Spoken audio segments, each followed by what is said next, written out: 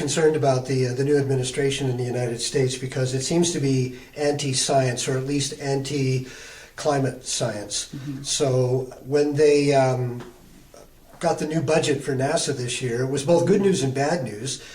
They got almost full funding, which is great, so it's just a little bit down from last year. That's good news, but they cut, as you said, both the education, a big part of the education department, and they also cut 4 or 5 upcoming missions that look at planet Earth. So a satellite that was called OCO-3, which looks at carbon dioxide emissions. Another one that was looking at algae in the ocean, and just the ecological mission to planet Earth kind of thing, which NASA's been very good at. They're cutting that back. And we actually would not know about most of the issues in climate change if it wasn't for the satellites that are up there watching the planet, because they get the big picture. You know, here in Sault Ste. Marie, you can look at the issues with the local forests and the water and all the issues right here. But you need to see how you fit into the big picture. So we discovered the ozone hole because of satellites. We discovered the El Nino effect in the oceans and how that warm current moves back and forth across the Pacific.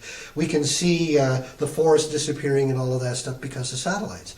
So I'm not happy that that's happened, and it also goes along with the appointment of Scott Pruitt, who is a climate denier, as head of the Environmental Protection Agency, and they already did major cuts there as well. So it's up to scientists now to speak up. We can get past that. We can get past that. Science is a powerful organization that is our eyes on the planet. It's how we see the planet changing. We need those eyes, and we just can't let them go blind. We've spent the time over the last few decades pointing out the problems. Now let's focus on solutions. So yes, the Earth's going to get warmer. Okay, how do we adapt to that? What are the mitigation plans? And adaptation, and how can we reduce our impact? I think we're smart enough to figure that out.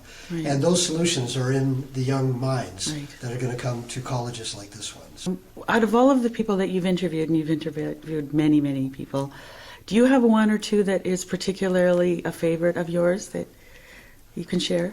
Well, we did a little calculation. I've been doing Quarks and Quarks for 25 years now, and I've done roughly 8,000 interviews in that time. So to pick one, every week people tell me really great stories, and it's always new and it's always really interesting. One scientist who inspired me when I was first beginning was the late Carl Sagan. He inspired a lot of people. And I had the fortune of meeting Carl a few times. And what he had, in addition to his vast scientific knowledge and his philosophical way of looking at things, he had a sense of place. So that if you asked him, well, what's it like on Mars, he would tell you what it would be like to stand there. What you would feel, how the wind would sound, what the ground would feel like under your feet, how you'd feel a little bit lighter because the gravity's low, how it'd be really, really cold. It'd be a cold wind blowing on you, but a light wind. And the sky would be pink. So that was his sense of place that he had, and he could take you anywhere in the universe and do that.